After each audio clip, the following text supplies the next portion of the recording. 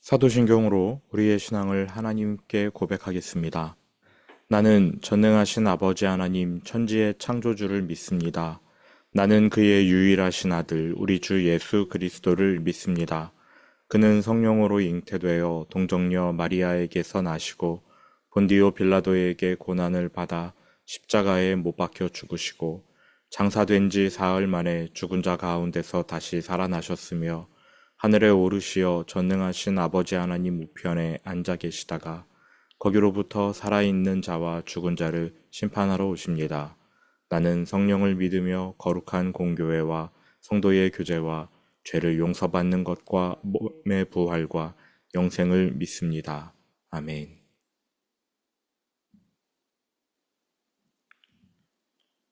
그러나 내게는 우리 주 예수 그리스도의 십자가 외에 결코 자랑할 것이 없으니 그리스도로 말미암아 세상이 나를 대하여 십자가에 못 박히고 내가 또한 세상을 대하여 그러하니라. 아멘. 하나님 아버지, 지난밤 우리에게 안식을 주시고 우리를 말씀 듣는 자리로 불러주셔서 감사합니다.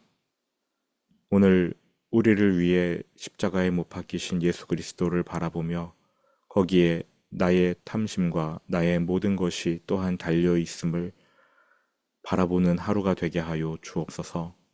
세상이 나에 대하여 십자가에 못 박히고 나 또한 세상에 대해 십자가에 못 박혔다는 바울의 고백이 우리의 고백이 되게 하여 주옵소서. 이제 말씀을 듣습니다. 바르게 깨닫는 은혜 허락하여 주시는 줄 믿으며 예수님 이름으로 기도합니다. 아멘. 본문 말씀은 스가랴 3장 3절부터 7절입니다. 스가랴 3장 3절부터 7절 말씀 함께 봉독하겠습니다. 여호수아가 더러운 옷을 입고 천사 앞에 서 있는지라 여호와께서 자기 앞에 선 자들에게 명령하사 그 더러운 옷을 벗기라 하시고 또 여호수아에게 이르시되 내가 내 죄악을 제거하여 버렸으니 내게 아름다운 옷을 입히리라 하시기로 내가 말하되 정결한 관을 그의 머리에 씌우소서 하매 곧 정결한 관을 그 머리에 씌우며 옷을 입히고 여호와의 천사는 곁에 섰더라. 여호와의 천사가 여호수아에게 증언하여 이르되 만군의 여호와의 말씀에 내가 만일 내 도를 행하며 내 규례를 지키면 내가 내 집을 다스릴 것이요 내 뜰을 지킬 것이며 내가 또 너로 여기 섰는 자들 가운데에 왕래하게 하리라. 아멘.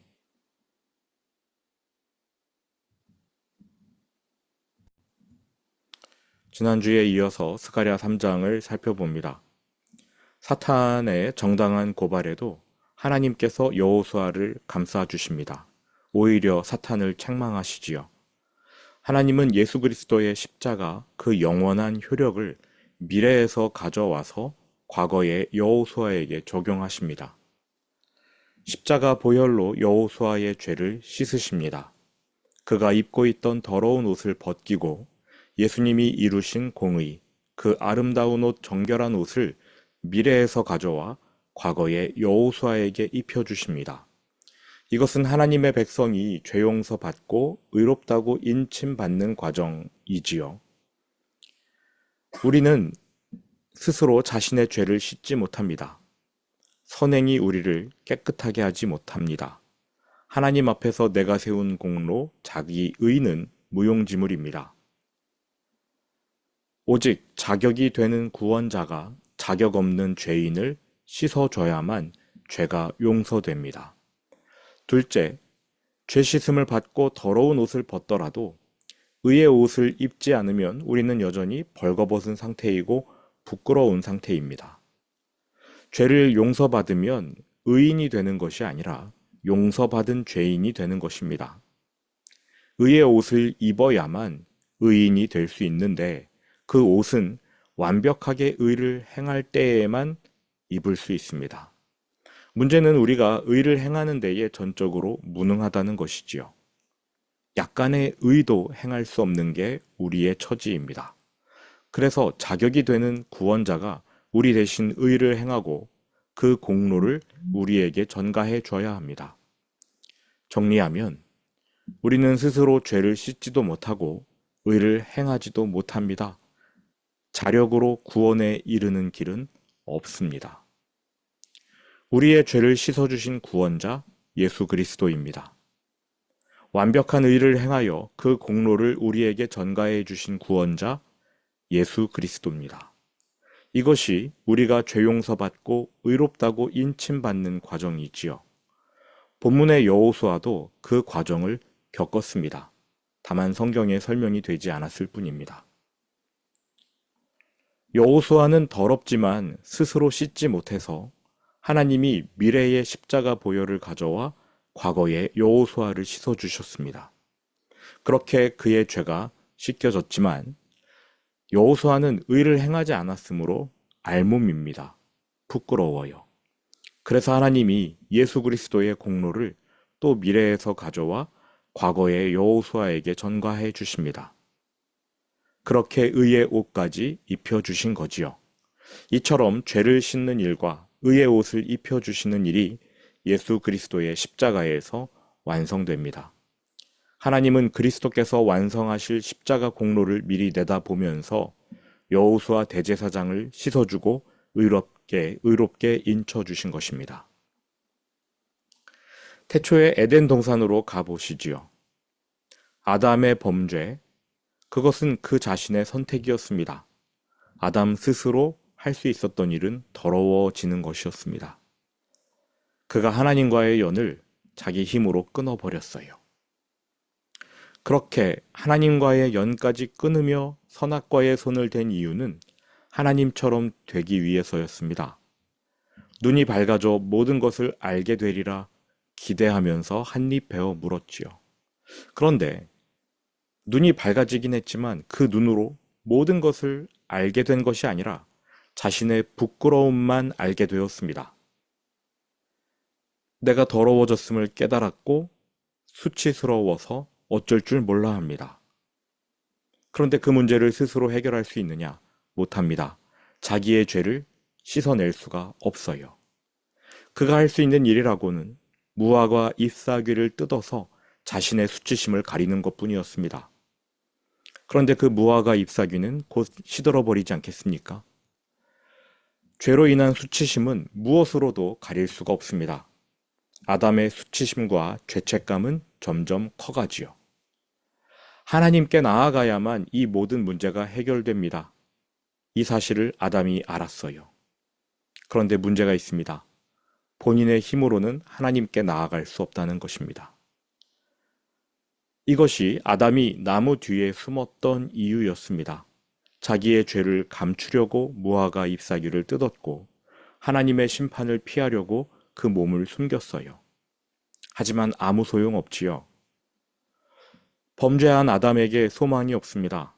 이것이 모든 사람, 곧 모든 죄인의 특징이자 운명입니다. 아담이 얼마나 나무 뒤에 숨어 있었을까요? 성경은 그날 저녁에 무언가 새로운 일이 시작되었다고 말합니다. 그러니까 저녁 때까지는 숨어 있었는데 한나절, 반나절 숨었을까요? 그건 모르겠습니다만 그날 저녁에 새로운 일이 시작됩니다. 선선한 저녁 바람이 불어올 때 아담의 귀에 익숙한 목소리가 들려옵니다. 아담아, 내가 어디 있느냐?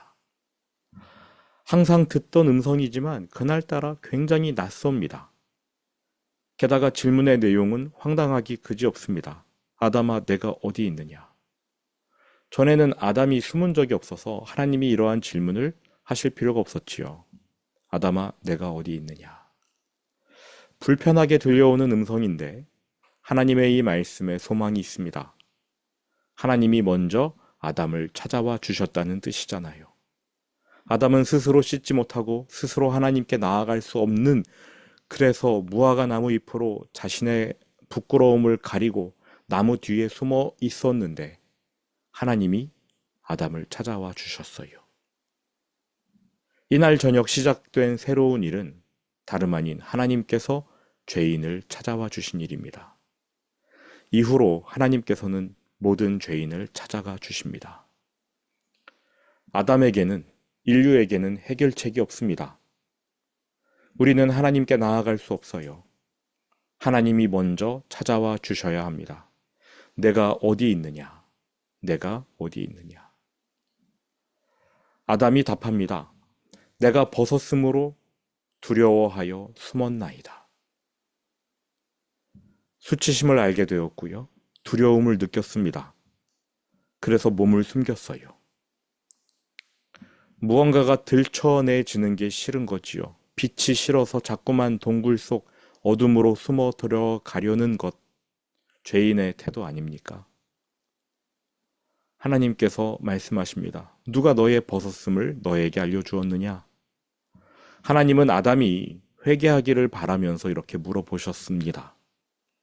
그런데 아담은 자신의 잘못을 인정하기 싫었습니다. 그래서 죄를 고백하지 않아요. 이것이 죄인의 특징이지요. 우리는 죄를 들여다보는 것도 싫고 하나님께 고백하기 싫고 용서 구하는 거 너무나 싫습니다. 그냥 덮어두고 살아가길 좋아합니다. 양심의 가책이 느껴지는 게 싫은 거지요. 세상살이도 이미 힘든데. 그래서 죄가 발각되지만 않으면 그냥 좋은 게 좋은 거라고 생각하면서 삽니다. 하지만 하나님은 그렇게 내버려 두실 생각이 없으세요. 아담의 죄가 무엇인지 낱낱이 아담에게 알려주십니다. 죄책감을 안겨주시는 게 아니에요. 아담이 자신을 죄인으로 인정하고 자신의 죄가 무엇인지 두 눈으로 똑똑히 봐야만 하나님께 고백할 수 있고 하나님이 그때야 비로소 그의 죄를 씻어주실 수 있기 때문입니다. 우리는 덮어두고 잊어버려서 그냥 이 더러운 상태 그대로 살아가려 하지만 하나님은 어떻게 해서든 우리를 씻어주려고 하십니다. 그래서 들춰내시는 거지요. 아담이 자기의 죄를 고백하지 않자 하나님께서 아담의 죄를 말씀해 주십니다. 그리고 나서 하나님 스스로 속죄 제사를 진행하십니다. 이 제사를 집전한 것은 아담이 아니라 하나님이었습니다. 하나님이 아담을 위해 직접 제물을 잡으십니다. 멀쩡히 살아있는 짐승을 죽이고 그 피로 아담의 죄를 씻으십니다. 이 과정을 지켜보던 아담, 자기의 죄 때문에 누군가 대신 피 흘려 죽는 짐승, 그 고통을 간접적으로 체험하는 것이지요. 그제야 죄의 심각성을 깨닫습니다. 우리는 누군가가 우리 대신에 그 죄값을 치를 때에야 비로소 죄의 심각성을 깨닫는 사람들이에요. 죄를 지적받았다고 해서 죄의 심각성을 깨닫는 게 아닙니다. 십자가를 봐야 내 죄를 깨닫는 이유가 거기 있습니다. 이후에 하나님은 아담의 몸을 가리던 무화과 잎을 던져버리십니다. 인간이 자기 힘으로 죄를 가리려 했던 행위, 그 더러운 공로를 찢어버리신 겁니다. 자기의 던져버리시고 이후 속죄 제물의 가죽을 벗겨 벌거벗은 아담의 몸을 덮어주십니다. 피비린내 나는 그 가죽 옷을 입어야만 죄가 가려지는 것이지요. 이때 아담은 내가 죽었어야 했구나. 그런데 누군가가 나 대신 죽었구나. 깨닫습니다. 나 대신 누군가가 죽어준 것, 그래서 내가 살아난 것, 이것이 구원이지요. 하나님은 아담을 유혹한 사탄을 꾸짖으셨습니다. 내가 너로 여자와 원수가 되게 하고 내 후손도 여자의 후손과 원수가 되게 하리니 여자의 후손은 내 머리를 상하게 할 것이요 너는 그의 발꿈치를 상하게 할 것이니라. 창세기 3장 15절. 인류가 시작되고 딱 성경 3장 지났을 때에 하나님께서 십자가를 말씀하십니다. 장차 여자의 후손으로 인간 아기가 태어날 것이고 근데 그 아기가 성자 하나님 사탄에게 발꿈치를 물려 십자가에 달리시는 하나님. 하지만 그 십자가로 뱀의 머리를 짓이기는 능력의 하나님임을 말씀해 주시는 겁니다. 구원을 선포하신 것이지요. 십자가에서 사탄은 무장 해제 당했습니다. 십자가에서 사탄의 무기인 죄와 사망 도말됩니다. 예수님의 부활이 이를 증명했지요. 여호수아 대제사장 그가 재판받는 도중에 사탄이 여호수아를 고발합니다. 그 고발은 정당해요. 여호수아는 더럽습니다. 대제사장직 박탈되어야 맞습니다. 그런데 하나님이 여호수아를 감싸고 사탄을 책망하시지요. 십자가 때문입니다. 예수님의 십자가가 죄와 사망을 무기로 삼은 사탄을 짓이겨 버리셨기 때문입니다. 미래에 일어날 일이지만 그 영원한 효력을 과거로 가져와서 여호수아를 용서하신 것이지요. 아담은 스스로 씻지 못합니다. 스스로 하나님께 나아가지 못합니다. 그래서 하나님이 아담을 찾아주셨습니다. 이것은 비단 아담뿐 아니라 여호수아에게 일어난 일이고 또 우리에게도 일어난 일입니다. 오늘 본문 스가랴 3장 5절입니다. 하나님께서 여호수아에게 의의 옷을 입혀주실 때에 스가랴 선지자가 외칩니다. 5절 내가 말하되 정결한 관을 그의 머리에 씌우소서 하매 곧 정결한 관을 그 머리에 씌우며 옷을 입히고 여호와의 천사는 곁에 섰더라. 정결한 관. 대제사장에게 완벽한 의복을 입혀달라라고 스가랴가 청원한 것입니다. 깨끗한 옷을 갈아입혀 주셨어요. 대제사장 복이지요. 그 옷을 깨끗하게 하나님이 입혀주셨습니다. 그런데 스가랴가 외칩니다. 하나님, 머리에 그 관을 씌워 주십시오. 깨끗한 관을 씌워 주십시오. 구약의 대제사장은 머리에 터번을 두르게 되어 있습니다. 그리고 그 터번 전면에 여호와께 성결, 코데시라 야훼라는 글귀가 새겨지는 얇은 금판이 달려 있습니다. 대제사장은 사역할 때마다 여호와께 성결 이렇게 새겨진 터번을 써야 됩니다. 머리에 그걸 쓰고 하나님이 맡기신 일을 수행하는 것이지요. 하나님께서 씻어주신 여호수아 대제사장. 이제 그는 자기를 선택해 주시고 씻어주고 의롭게 인쳐주신 하나님께 감사드려야 합니다. 우리가 받은 구원에 대해 우리가 감사할 수 있는 방법은 딱 하나. 하나님의 거룩한 성품을 닮아가는 것이지요. 여호와께 성결. 성결한 삶은 내가 받은 구원의 은혜가 너무나 고마워서 하나님의 뜻대로 거룩한 삶을 갈망하는 것, 그게 바로 성결한 삶입니다. 물론 잘 안 되지요. 하루아침에 사람이 변합니까? 그동안 즐겨왔던 죄의 쾌락이 얼마나 강력한데요.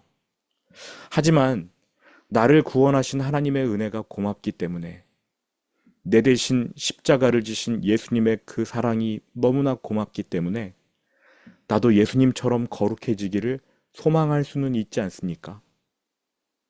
하루아침에 내가 변하지 않더라도 오늘 당장 내가 즐기던 그 일을 끊지 못하더라도 내가 하나님처럼 거룩해지기를 소망할 수는 있지 않습니까? 내가 받은 구원의 감격을 잊지 않기 위해서 하나님께 감사하는 마음을 멈추지 않기 위해서 머리에 여호와께 성결이라고 쓰인 그 터번을 두를 수는 있지 않습니까? 여호수아처럼 우리도 왕 같은 제사장이잖아요. 머리에 둘러야지요. 여호와께 성결.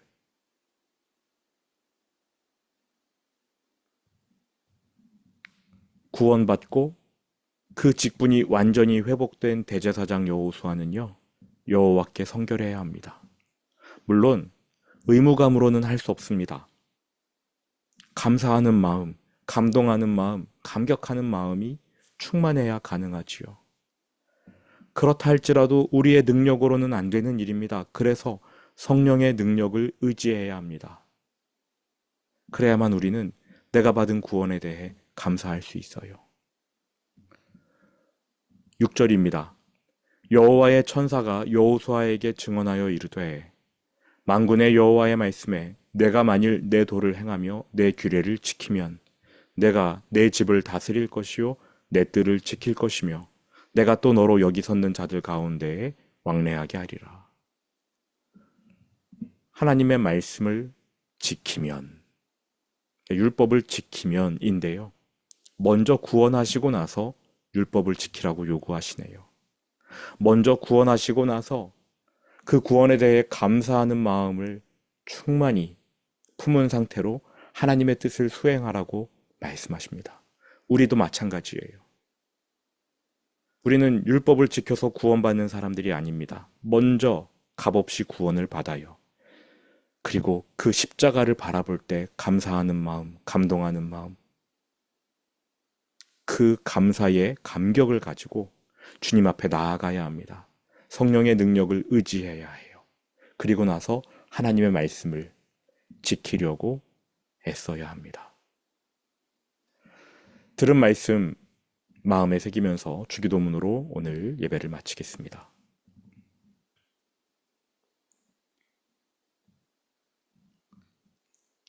하늘에게 우리 아버지, 아버지의 이름을 거룩하게 하시며 아버지의 나라가 오게 하시며 아버지의 뜻이 하늘에서와 같이 땅에서도 이루어지게 하소서. 오늘 우리에게 일용할 양식을 주시고 우리가 우리에게 잘못한 사람을 용서하여 준 것 같이 우리 죄를 용서하여 주시고 우리를 시험에 빠지지 않게 하시고 악에서 구하소서. 나라와 권능과 영광이 영원히 아버지의 것입니다. 아멘.